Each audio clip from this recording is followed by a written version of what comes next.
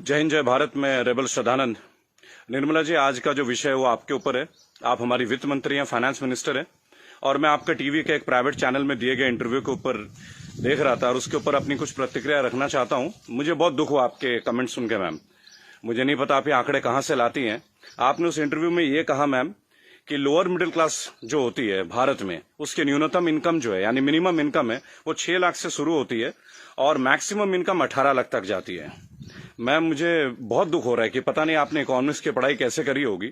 आप जानते हैं मैम लोअर मिडिल क्लास का मतलब क्या होता है, या लोअर का मतलब क्या है, इसका अर्थ आपको पता है मैम? लोअर, एक सिक्योरिटी गार्ड मैम 8 से 10 हजार रुपए कमाता है मैम, पूरे साल में 1,20,000 रुपए। उसे आप कौन से क्लास में रखना चाहेंगे मैम? एक नया क्लास क्रिएट कर देंगे क्या?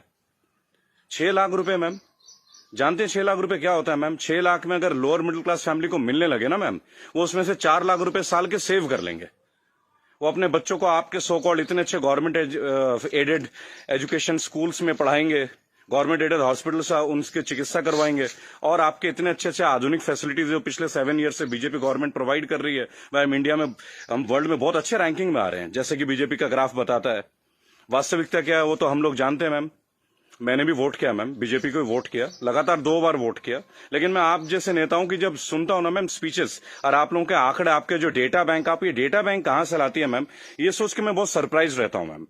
आपने बोला 6 लाख न्यूनतम है, 18 लाख मैक्सिमम है मैम। 18 लाख समझते हैं आप मैम? 18 लाख क्या होता है मैम? 18 लाख तो मैम एक अच्छे खासे एमबीए का पैकेज नहीं है एनम में मैम, पर एनम का, वो भी टॉप इंस्टीट्यूट में पढ़ के। आपके सो कॉल्ड कॉलेजेस से जो बच्चे निकलते हैं एमबीए बीटेक, आप जानते हैं इनकी पैकेज कहां से स्टार्ट होती है मैम? तो इसका मतलब ये सब लोअर मिडिल क्लास में आते होंगे आपके हिसाब से। So called good MBA, so called good BTechs and MTechs, ये तो लोअर मिडिल क्लास से आते होंगे मैम। हायर वाले कौन होते होंगे ma'am? Highly rich people, highly rich industrialist. Upper middle class तो फिर आसमान में रहने और जमीन पर रहेंगे ही नहीं। अपने आंकड़े ठीक कीजिए मैम, देश एक मुश्किल दौर से गुजर रहा है। आप किस तरह की स्टेटमेंट दे रहे हैं? आपने उस दिन बोला मैं मुद्रा लोन में हमने इतने इतने लोगों को दिया, हमने उद्योग वालों को दिया, हमने बुनकरों को दिया। मैम, आपने किसको क्या दिया? पेपरों में दिया है क्या मैम? आपको मैं चैलेंज करता हूं Nirmala Sitharaman ji, I am officially challenging you ma'am. 100 youth लेके मैं आपके पास आने को तैयार हूं, जो ग्रेजुएट्स हैं, पोस्ट ग्रेजुएट्स। आप मुझे ये बताएं कौन से ब्रांच से आप उनको ये लोन देंगे मैम।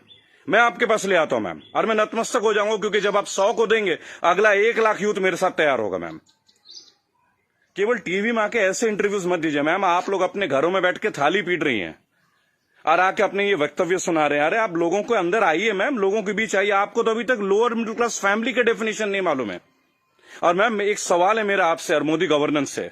आप मुझे ये बताएं मैम कि राजनीति एक सेवा है या नौकरी है? मेरे स्पीचेस बेसिकली मैम कभी होते नहीं है, मैं लिख के कभी नहीं लाता मैम। जो मेरी खुद की फीलिंग्स है, मैंने अपने नाम में रेबल शब्द इसलिए क्योंकि जो गलत है मैं तो बोलूंगा ma'am. I have the right to express my views. आप मुझे ये बताएं मैम, पॉलिटिक्स, राजनीति, इज इट ये सेवा है मैम या नौकरी है? अगर सेवा है तो मैम आप लोग तनख्वाह मत लीजिए मैम, और पेंशन मत लीजिए। इतनी हाई सैलरी है आप लोगों की, इतनी फैसिलिटीज है मैम, टेलीफोन कॉल्स की फैसिलिटी, एसी की फैसिलिटी, बिजली की फैसिलिटी, ड्राइवर की फैसिलिटी, हाई क्लास ट्रेन की फैसिलिटी, फ्लाइट्स की फैसिलिटी, पेट्रोल की फैसिलिटी। मत लीजिए मैम। आप आइए, लोअर मिडिल क्लास फैमिली की तरह लाइफ को स्पेंड कीजिए अगर आप सेवा करना चाहती है मैम। और अगर ये नौकरी है मैम, पॉलिटिक्स, अगर राजनीति आप लोगों के लिए नौकरी है मैम, तो इसका कोई एजुकेशनल मापदंड होगा ना मैम, कोई एजुकेशन क्राइटेरिया तो होगा। मोदी जी, मैं आपसे क्वेश्चन पूछना चाहता हूं कि ऐसा कौन सा डिग्री ले लिया मैं निर्मला सीतारमण जी ने, जो आप एक पहले इनको आप डिफेंस मिनिस्टर बनाते हैं, चंद महीनों के बाद आप इन्हें मिनिस्ट्री ऑफ फाइनेंस दे देते हैं। अरे डिफेंस तो हमारी शक्ति परीक्षण की बात है। It is about our valour, it is about our strength, it is how much mentally fit we are, how much physically tough we are.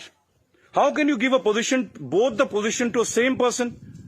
Are they eligible for the same post, ma'am? Sir, क्या ये दोनों same post के लिए eligible होते हैं क्या? मुझे लगा था कि आपने कहा था अच्छे दिन आएंगे तो ठीक है, आप क्राइटेरिया को बदलेंगे। सर, आपने तो क्राइटेरिया नहीं बदला। आपने तो दूसरे दलों के नेताओं को अपने पार्टी में लेके आ गए, उनको भगवा रंग दे दिया, उनको नेताएं बना दी। मैं दिल्ली में जनवरी मंथ में इंटरव्यू देख रहा था अनुराग ठाकुर का, फरवरी में, देश के गद्दारों को गोली मारो। बड़ी अजीब बात है, हाईली एजुकेटेड है, क्रिकेटर हैं वो, शायद बीसीसीआई के हैं, और तो और अमित शाह के पुत्र जो वो सेक्रेटरी बन जाते हैं। लोगों के ऊपर आप लोगों को बड़ा अच्छा लगता है। आपकी आईटी टीम के ज्यादातर लोग राहुल गांधी को पप्पू पप्पू पप्पू करके बुलाते हैं। देखिए, मैंने एक बात सीखा है, अगर आपको हंसना है ना तो सबके साथ हंसे। If you want to laugh, laugh with others, don't try to laugh at others. It doesn't show your good politics, it shows the political वेनेडेटा।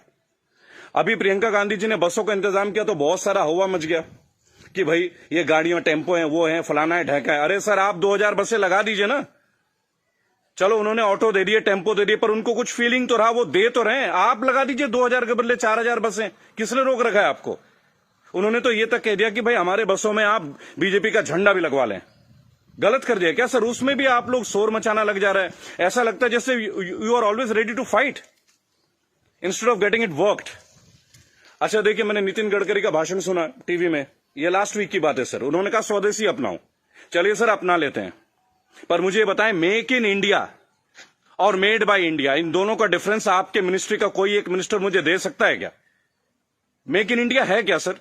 आप जमीन देते हैं सैमसंग को, जमीन देते हैं ओप्पो को, वीवो को, चाइनीज कंपनी को, साउथ कोरियन कंपनीज को, वो आके अपना प्लांट लगाते हैं, इंडियंस को हायर करते हैं, और उसके बाद प्रॉफिट जो है वो उनके अकाउंट में जाता है, सैलरीज आता है इंडियंस के अकाउंट में। तो मुझे ये बता दें कौन सा मेक इन इंडिया है सर? आप मेड इन इंडिया कीजिए ना, आप अपने इंडस्ट्रीज लगाइए, आपको पैसा रेवेन्यू अपने पास रोकिए। अगर इतना दम होता ना सर हमारे मैकेनिज्म में, आपको चैलेंज कर रहा हूं, आप मैकडोनल्ड्स की तरह एक आउटलेट बना लेते सर।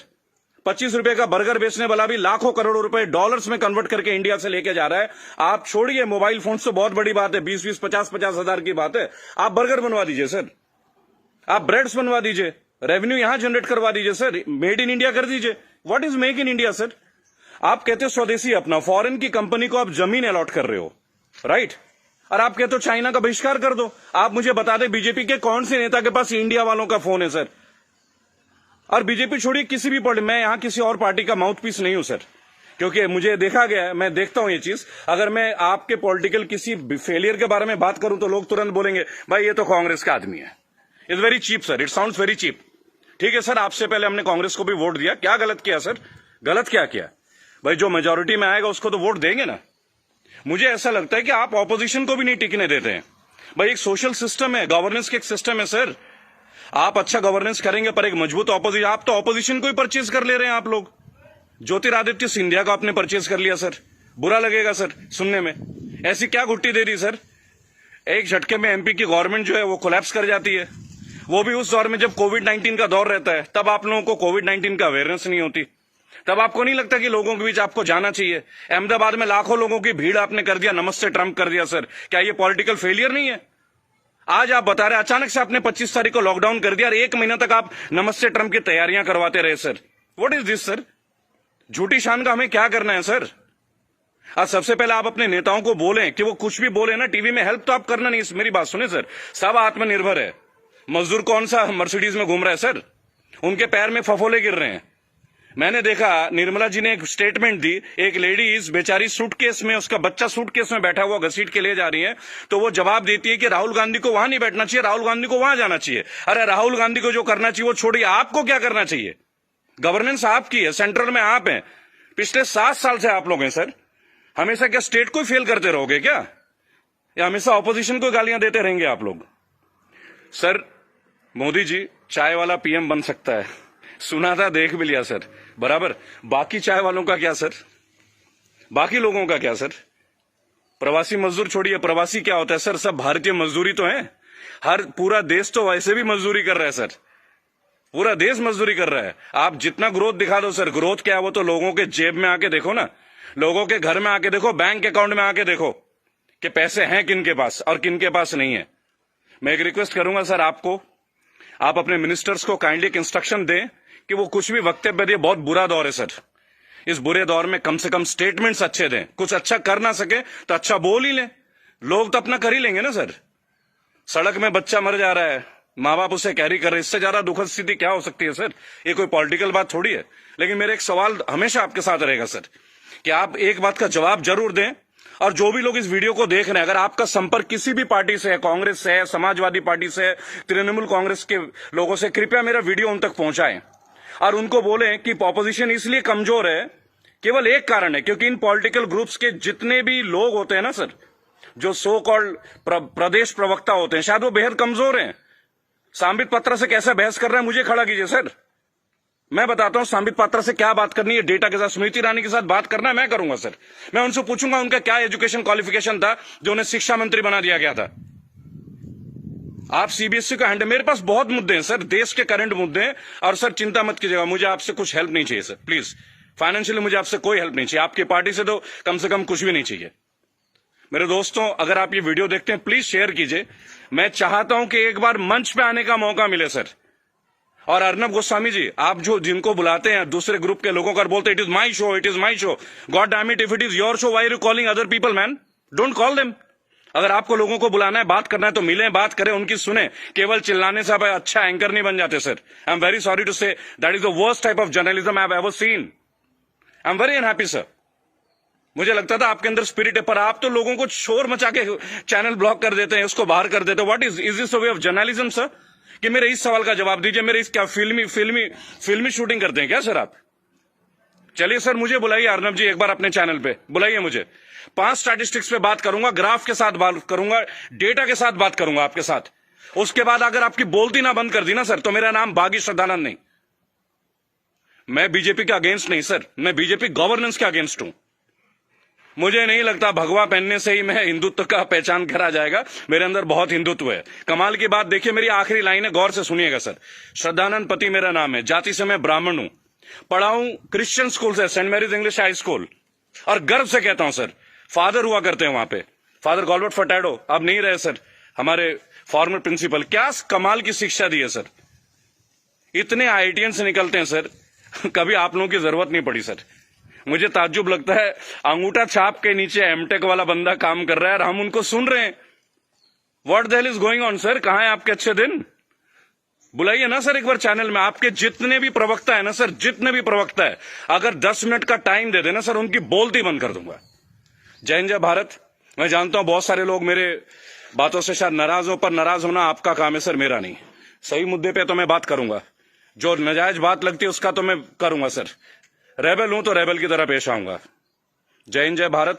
अगला मुद्दा 2 या 3 दिन के अंदर स्टैट्स के साथ आऊंगा सर। और मेरे दोस्तों, मैं दोबारा एक रिक्वेस्ट करता हूं, काइंडली अगर आप लोगों के पास कोई कॉन्टैक्ट है, मेरा वीडियो तमाम पॉलिटिकल ग्रुप्स के पास भेजें, एक मंच पे आने का मौका दें। इन्हें बताऊंगा सर, इन्हें बताऊंगा इन्होंने झारखंड के लिए क्या किया है, इन्होंने बंगाल के लिए क्या किया है, इन्होंने केरल के लिए क्या क्या, अरे उत्तर प्रदेश के लिए क्या क्या, वो भी बता दूंगा।